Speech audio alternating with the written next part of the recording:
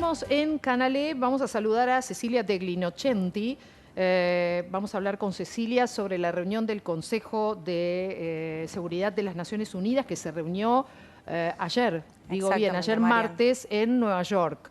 Sí, Porque estamos hablando de que hay por lo menos más de 2 millones de personas que están siendo usadas como escudos humanos por parte de esta organización. Es verdad, Ceci, la aclaración que me haces, y a mí me pasó lo mismo cuando estaba profundizando y leyendo un poco del tema, pero como la ONU mezcla mucho y habla incluso sobre la historia de este conflicto que tiene 50 y pico de años.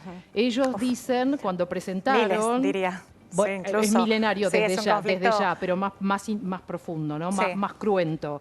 Entonces ellos presentan el tema como el conflicto Israel-Palestina. Por supuesto que es como vos decís, ¿sí? Que esto puntualmente desde el 7 de octubre es el conflicto Israel-Hamás.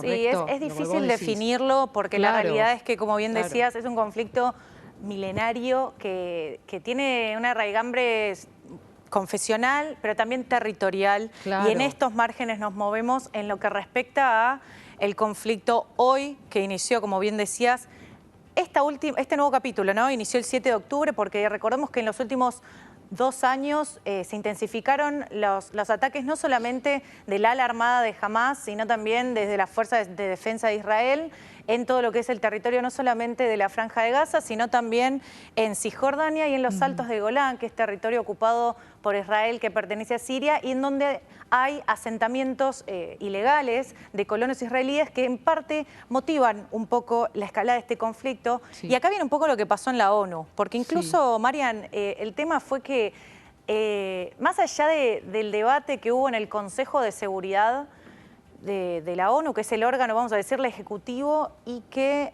tiene una contradicción importante porque primero que rige a partir de un orden pasado, ¿no? Hay 5 potencias que tienen un veto, que si una de esas potencias dicen esto no se hace, no se hace, y dificulta, más allá de que es un órgano colegiado, va dificultando las resoluciones y por eso es esta encrucijada en la que siempre se ve la ONU para resolver este tipo de conflictos internacionales, como también lo vimos en Ucrania. Se ha criticado mucho el accionar de la Organización de las Naciones Unidas, particularmente el Consejo de Seguridad, por su inacción frente a este conflicto.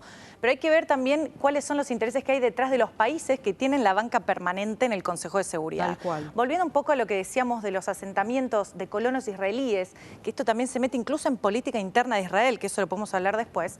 La ONU, en realidad, luego de esta reunión que comentabas, pasó a decir que, en representación del secretario general, ¿no?, de Antonio Guterres, el portugués, que es el que más ha sido criticado por Israel, que ahora el tema va a estar en que no solamente se condena el accionar terrorista que causó más de 1.400 muertos y 5.000 heridos en Israel, sino también esta demanda histórica del pueblo palestino de una ocupación ilegal, que efectivamente es así, de 56 años de los territorios, de los territorios que le corresponden con base en la resolución de la ONU de 1948, cuando establece el Estado de Israel. Es un tema muy complejo.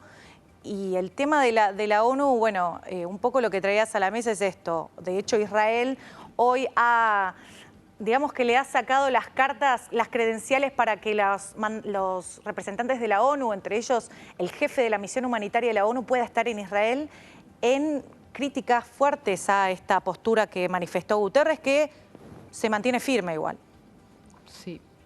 Sí, es un tema muy delicado porque es como vos decís, Ceci, hay muchos intereses creados de parte de todos los países que integran la ONU. Y te quiero hacer una pregunta. Se profundiza el conflicto, ¿no? Porque día tras día es como que se profundiza. ¿Se profundiza también a la vez la crisis humanitaria?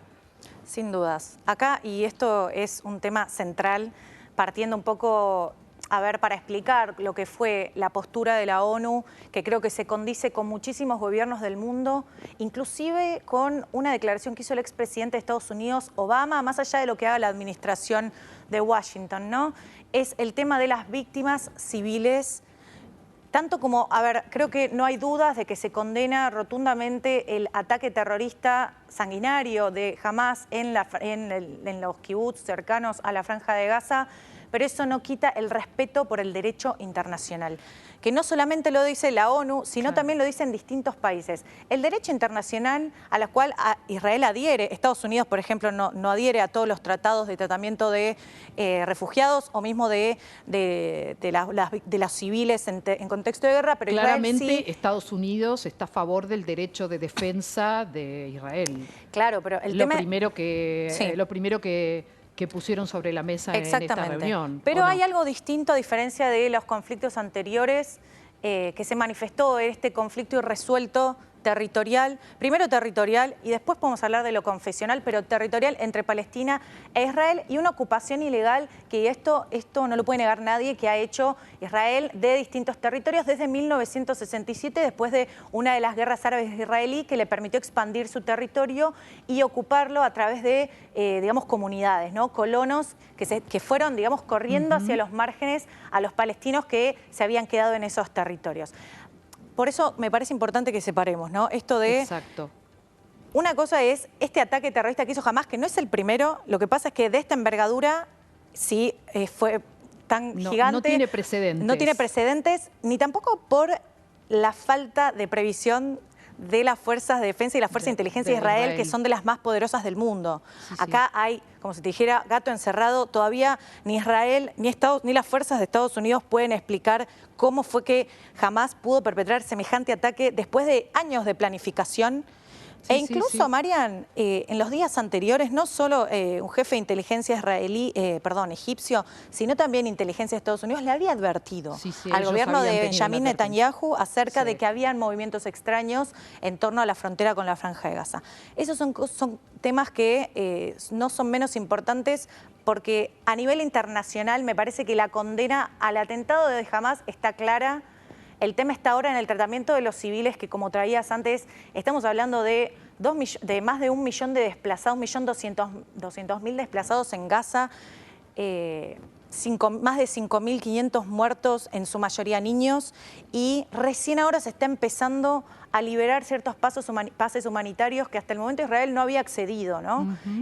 Creo que ese es el foco de la cuestión, y después desde el lado político, trayendo de vuelta el tema de la ONU y otros países que han manifestado esto sin una solución con los dos estados reconocidas por la comunidad internacional no se va a solucionar. Mismo lo dijo Obama ayer. Sí, y después, bueno, me queda preguntarte, y si querés rápido, y ya cerramos, ¿qué está pasando con Netanyahu en este contexto, no? Porque hay como un momento de definición, me parece. El pueblo Israel está queriendo sacarlo, ¿o no? El tema de la política interna de Israel es un actor clave si uno desagrega un poco las variables de este conflicto, al menos, como decíamos antes, en un corte que hacemos en la actualidad. Benjamín Netanyahu es un presidente que es el primer ministro de Israel que ha sido muy cuestionado en los últimos meses. Probablemente sea el protagonista, sin dudas, de la política israelí contemporánea, pero ha sido muy resistido porque, como nos pasa acá también, ¿no? El gobierno de Israel no quiere decir la gente o las personas que viven en Israel. Hubo mucha resistencia porque además Netanyahu encabeza un gobierno de extrema derecha, tiene aliados entre los cuales hay partidos que apoyan a los colonos israelíes en los asentamientos ilegales en estos territorios palestinos, sirios y libaneses que hablábamos antes, ¿no? Está tironeado por esas alianzas. Y además ha impulsado una serie de reformas, entre ellos la reforma de la Corte Suprema, que enojó a los sectores más progresistas de Israel, que hoy por hoy están sufriendo, al igual que los civiles palestinos, están sufriendo las consecuencias de decisiones que tomó un gobierno. Sí, si bien había una grieta terrible en este contexto que vos comentás, esto es como que cerró un poco la grieta, pero profundizó también el conflicto con Netanyahu. La seguimos la próxima. Es tan amplio todo este tema que da para mucho. Gracias, Ceci. La seguimos, Marian. Gracias a vos. Un placer. Seguimos.